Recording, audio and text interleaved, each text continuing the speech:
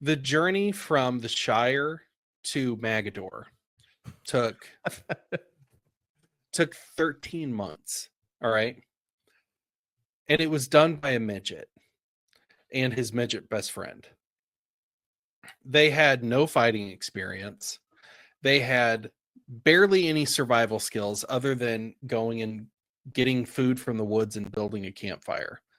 They had no warrior instincts, but what they did have is they had the knowledge that this had to be done because they have to do this or else this giant behemoth of a machine, evil machine, will win.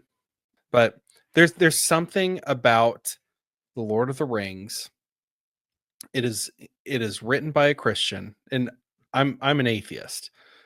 But if there's anything that I've learned from being an atheist for 10 years, 11 years, is that atheism does not offer anything as far as like a higher calling or anything like that, you know? Been an atheist for 10 years, but I've come to the point where I've been watching a lot of Andrew Wilson lately, and I've realized that, you know what? Christian moral ethics are a very important thing in our society, as much as other atheists want to scream and kick and deny. But you watch Lord of the Rings, and Christian moral ethics are built into that story. And I think that's why it resonates so well.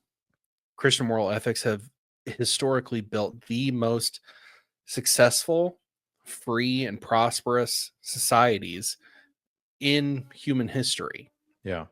And I think there is something about that resonates with people in the West on a much deeper level, you know?